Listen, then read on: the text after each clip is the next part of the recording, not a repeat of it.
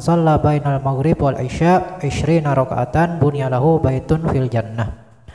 Wa bil jumlati fa hadzal waqtu min asyrafil awqati wa afdaliha fa tata'akkadu imaratuhu bi wazaifit ta'ati wa mujanabatil wafalati wal batalati.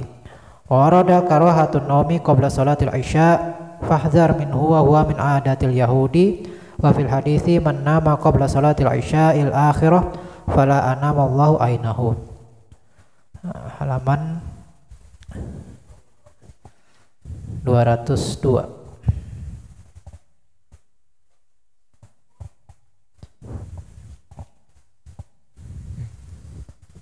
Adol dibaca. Beribadah di antara maghrib dan isya. Bismillahirrahmanirrahim. Halaman 202. Beribadah di antara maghrib dan isya. Di antara sunnah yang dituntut ialah menghabiskan waktu di antara maghrib dan isya dengan sholat. Itulah yang paling utama. Atau gunakanlah waktu itu dengan membaca Al-Quran atau berzikir kepada Allah seperti bertasbih, bertahlil dan sebagainya. Nabi SAW bersabda, "Man shalla ba'dal maghribi 6 raka'atin la yafsilu bainahunna bikalamin adalna lahu ibadata 12 sanatan." Barang siapa salat 6 rakaat sudah maghrib tidak diselingi antaranya dengan suatu pembicaraan, niscaya samalah pahalanya dengan ibadah 12 tahun.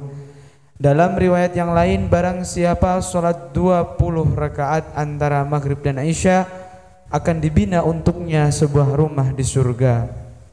Tegasnya waktu antara maghrib dan isya adalah waktu yang paling utama dan mulia.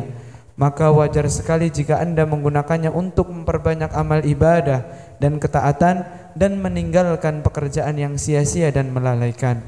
Ada riwayat yang mengatakan makruhnya tidur sebelum menunaikan sholat isya. Maka hendaklah Anda menjaga diri dari perkara itu, karena ia adalah adat kebiasaan orang-orang Yahudi. Tersebut dalam sebuah hadis, "Man nama qabla sholatil isya al-akhirati fala anamallahu ainaihi." Barang siapa tidur sebelum menunaikan sholat isya, semoga Allah tidak menidurkan matanya. Bismillahirrahmanirrahim. Al-Habib Abdullah Al-Haddad menjelaskan kepada kita beberapa hal yang berkaitan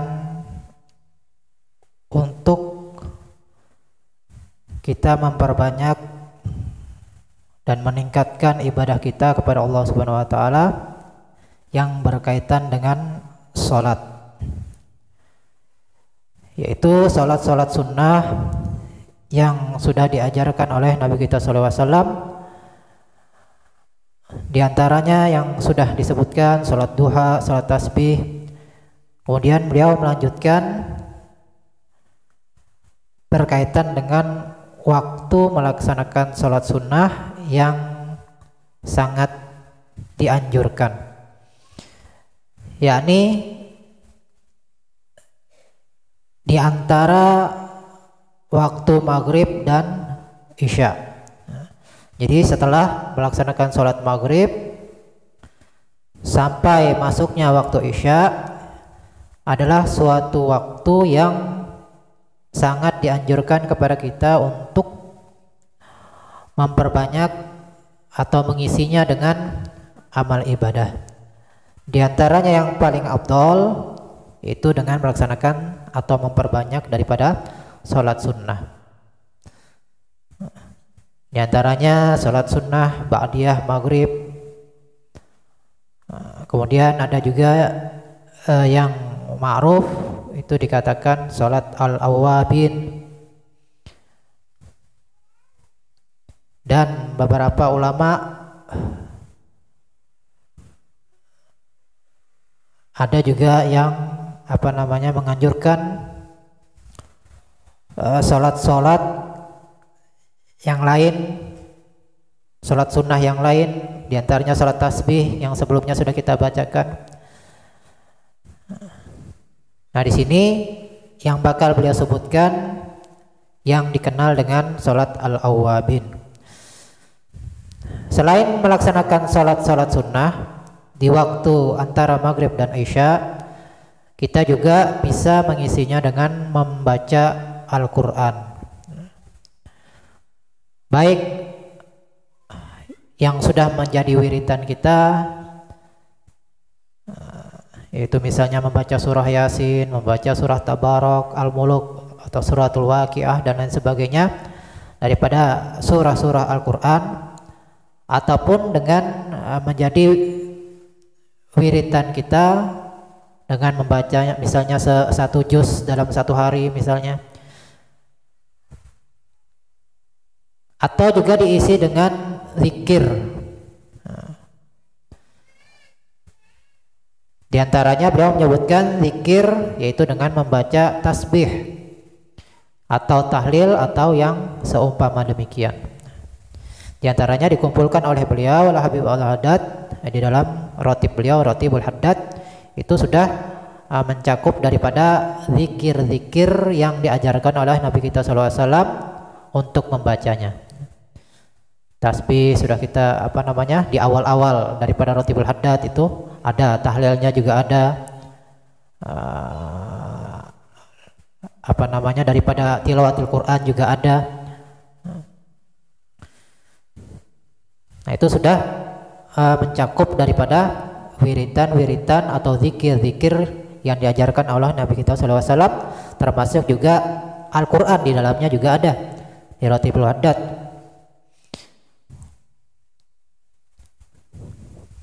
Kemudian Nabi kita SAW di dalam hadis beliau menyebutkan barang siapa yang melaksanakan sholat sunnah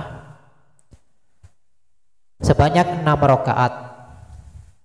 Nah, sudah kita dengar daripada penjelasan Al-Habib Al-Haddad daripada ulama, hendaklah sholat sunat apabila di waktu malam itu dengan 2 rakaat. Nah, jadi 6 rakaat di sini dibagi dengan setiap 2 rakaat itu salam. Jadi 6 rakaat dengan 3 kali salam.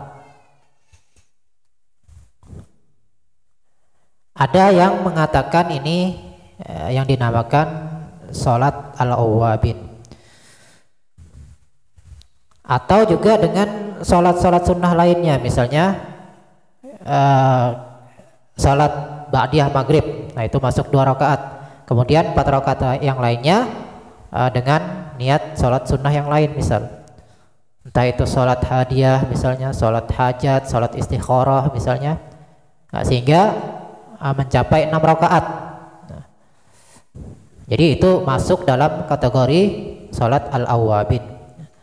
Jadi di sholat al-awwabin ini nggak mesti diniatkan sunnah, misalnya usolli sholat al-awwabin, ya nggak mesti. Jadi sekalipun tidak kita niatkan misalnya al-awwabin, tetapi manakala waktunya di antara maghrib dan isya, nah itu sudah bisa dikatakan al-awwabin. Tapi kalau misalnya kita niatkan dengan al-awwabin secara khusus juga nggak masalah, karena memang ada warid daripada baik daripada hadis Nabi ataupun daripada pendapat-pendapat ulama. Jadi misalnya memang kita khususkan 6 rakaat dengan niat sholat al-awwabin.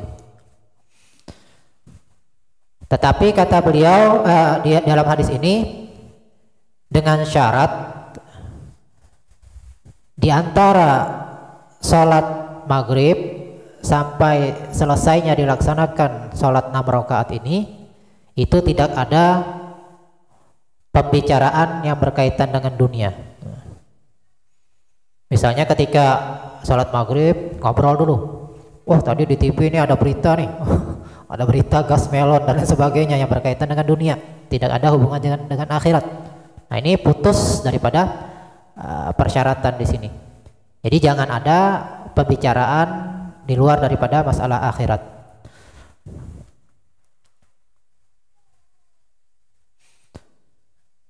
Maka apa kata beliau di sini?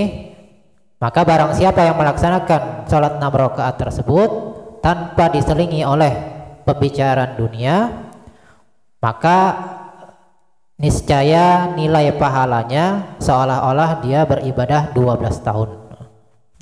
Jadi 6 rakaat dalam satu malam di antara maghrib isya itu seolah-olah dia beribadah 12 tahun. Kemudian di riwayat yang lain yang berkaitan dengan salat al-awabin di sini, barang siapa salat 20 rakaat antara maghrib dan isya, maka akan diminakan untuknya sebuah rumah di surga. Nah, berarti mendapat jaminan masuk surga. Nah, ibaratnya rumahnya aja sudah disiapkan, berarti sudah ibaratnya dapat tiket dengan dia rutin atau rajin melaksanakan sholat al-awabin.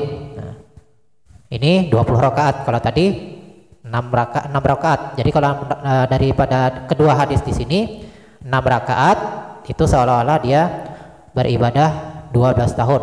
Kalau dia melaksanakannya 20 rakaat, maka dia dibangunkan sebuah rumah di surga. Adapun di bab fikih, apa itu salat al-awabin? Salat al-awabin itu adalah salat yang dilaksanakan atau salat sunnah yang dilaksanakan di antara waktu maghrib dan isya. Adapun jumlah rakaatnya itu minimal 2 rakaat. Itu sudah bisa dikatakan salat al-awabin. Dan yang paling banyak diriwayatkan yaitu tadi 20 rakaat.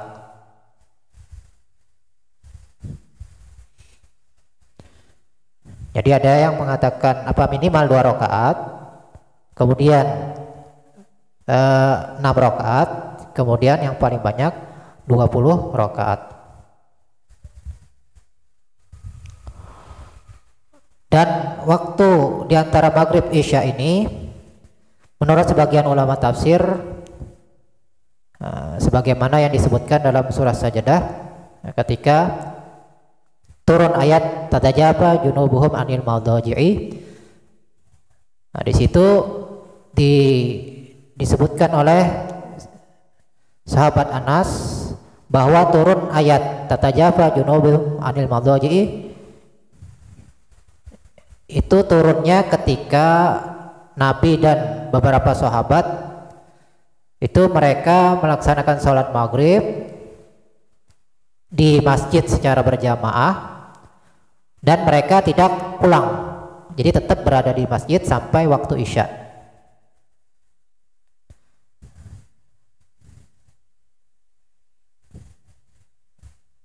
Nah itu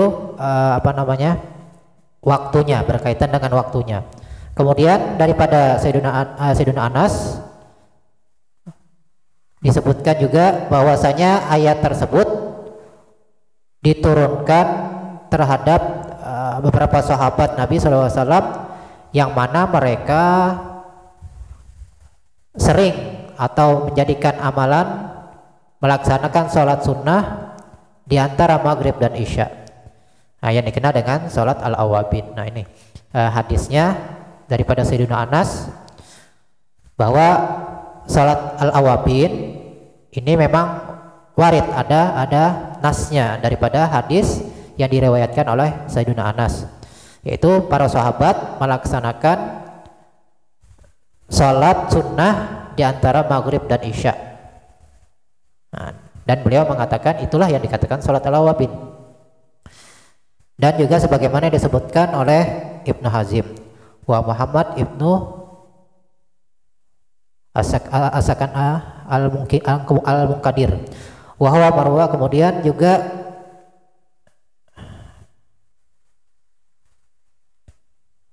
nah itu jadi hadisnya ada, jadi bukan karangan ulama, enggak ada asbabun nuzul, artinya Qur'annya ada.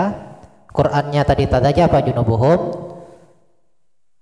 Adapun hadisnya yang sebagaimana yang sudah kita bacakan yang menunjukkan daripada ada yang dinamakan sholat al-awabin. Kemudian diantara amalan ahlu tarim, jadi mereka terutama di bulan Ramadan, makanya mereka di sana itu salat tarawih nggak sekali satu malam, 2 kali, 3 kali, 4 kali, bahkan 5 kali dalam satu malam. Jam 8 misalnya masuk waktu salat isya di Masjid Segap, Masjid Asgab itu salat isya, kemudian salat tarawih, salat witir. Kemudian di Rubat Tarim sekitar jam 9. Kemudian ada lagi jam 10 di Masjid Syekh Ali jam 10. Nanti ada jam 11 ada lagi, jam 12 ada lagi, sampai jam 3 menjelang waktu sahur.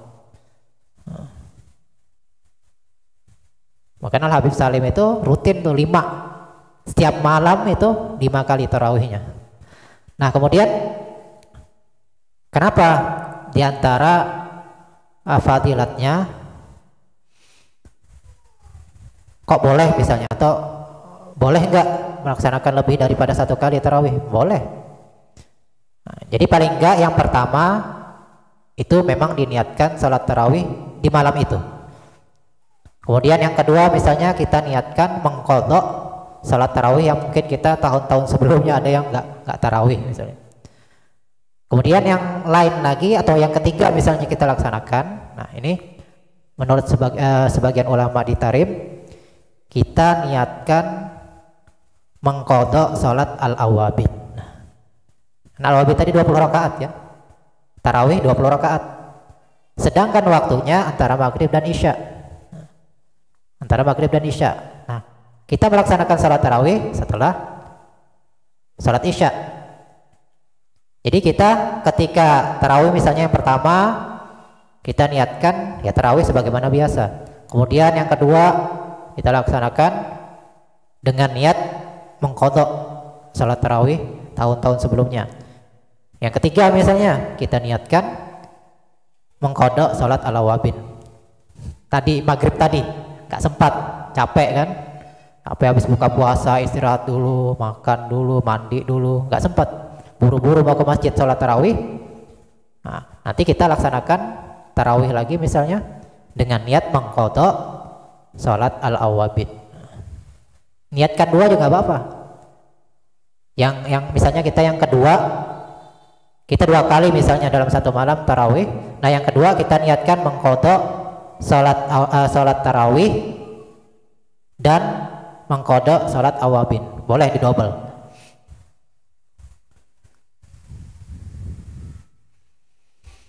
Jadi bisa masuk antara salat awabin ke dalam salat tarawih dengan niat qadha tadi. Makanya kalau di sana diperbolehkan, bukan suatu yang aib lah, bukan suatu yang sebagaimana tadi kan hadis yang kita bacakan, nanti man nama qabla salatil isya al-akhirah fala anamallahu ainaihi. Jadi di sana itu kadang-kadang mereka tidur dulu, tidur sebentar setelah sholat maghrib, buka puasa, sholat tasbih, karena mereka tarawihnya ini nggak seperti kita langsung habis sholat maghrib, nggak. Jadi mereka ada waktu-waktunya yang tadi jam 8, jam 9, jam 10. Nah, jadi mereka istirahat dulu, kadang tidur dulu sebentar. Nah, ketika mereka sholat tarawih itu diantaranya diniatkan dengan sholat al-awabin karena nggak sempat, kecapean, istirahat dulu.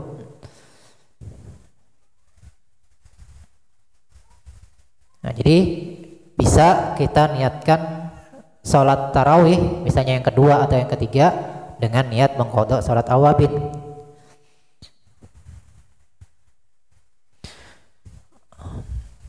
Kemudian secara kesimpulan bahwasanya antara maghrib dan isya adalah di antara waktu-waktu yang paling utama dan mulia.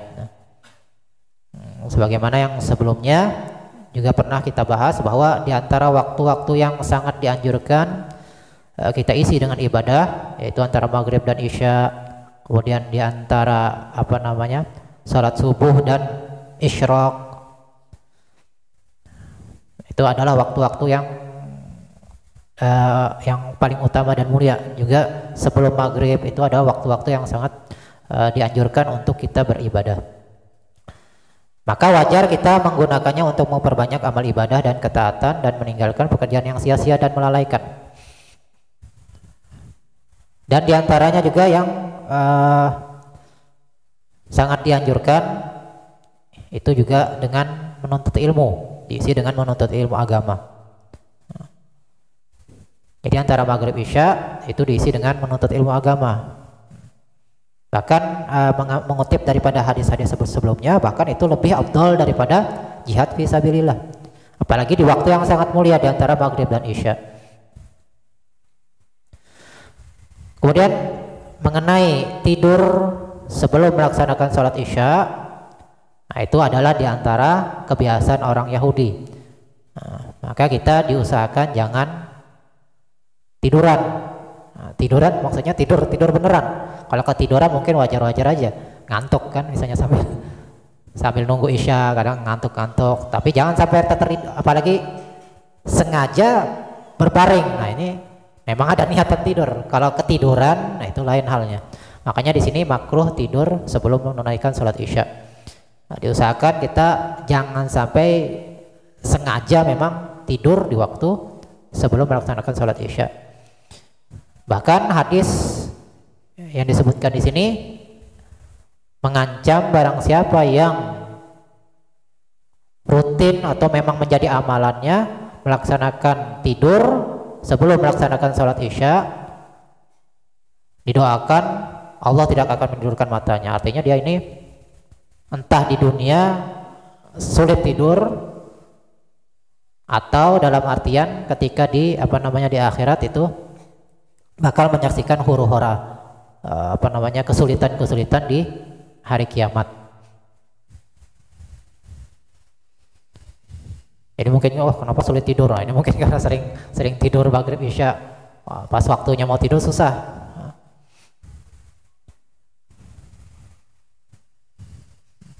Ya mudah-mudahan kita bisa mengamalkan daripada sholat al-awabin ini menjadi amalan.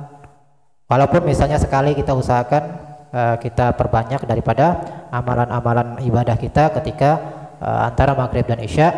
Mudah-mudahan Allah menjadikan kita orang yang istiqomah dalam menuntut ilmu, dalam beribadah kepada Allah Subhanahu wa taala, dan mudah-mudahan kita semua dimatikan dalam husnul khatimah. Amin ya rabbal alamin. Itu dulu yang disampaikan, kurang lebih mohon maaf. Wal afu minkum wallahu subhanahu wa taala alam.